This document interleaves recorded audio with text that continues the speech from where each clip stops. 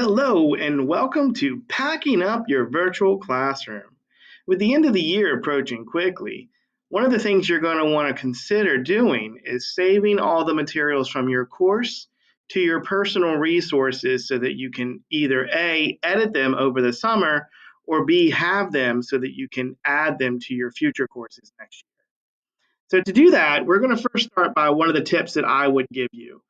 And that is to go to your resources first, and when you're in your resources, go ahead and make a collection for every content that you have.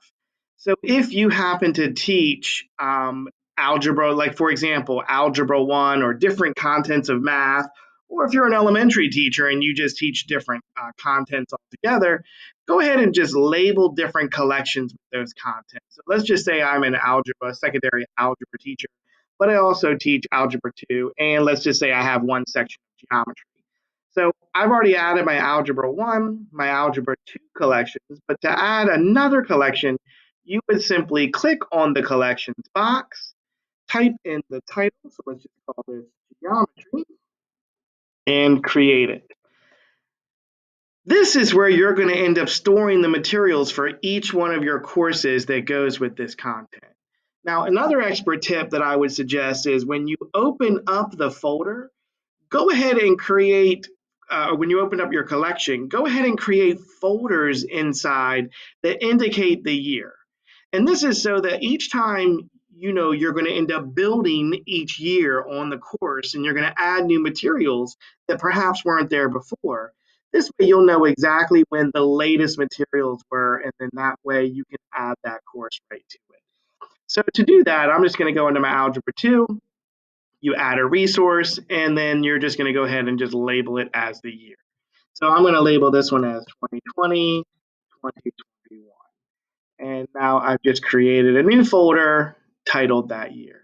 Once you have all of this taken care of first, now you're ready to just start your saving your collections and saving your materials to your collection. So to do that, you go into your course. Like now I'm going to use my demo course. So when I'm in my demo course or when I open my course, you're going to want to make sure that you're going to do this after your course is done. So don't do this now. Do this when everything is finished for the year and you've added everything that you need to the course. So once every kid is, your grades are done and everything's finished, you're going to go into the course, you're going to click on options, and you're going to save course to your resources.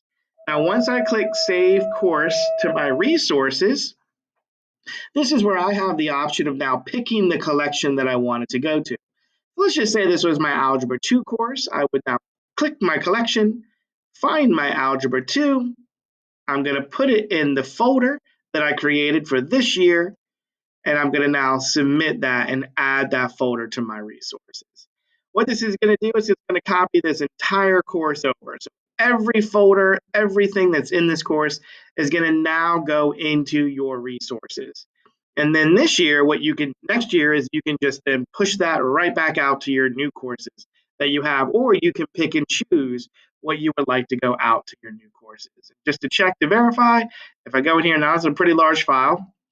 But if I go into my Algebra 2 and I click here, here's my course, it shows me, and if I click that, it's going to have all of my materials inside. So this is where then I can choose and pick and choose what I want to add back to my course for next year, or if I just want to add all of it, I would just choose all of it and drop all of that into my courses for next year when the time comes and those courses populate. And that's how you would save all of your courses materials to your resources so that you can work on them over the school year. Now, if you forget to do this step, have no fear. All of your courses do archive on June 30th, but if you go to Courses, My Courses, you always have access to your archived courses where you can then save the materials to your resources and pull them later. It's really important that you remember that whenever accessing any material from your archive course, that you never edit it in the archive course. You always save everything to your resources first, edit it, then add it back to your courses. And that's how you save materials at the end of the year to pack up your virtual classroom.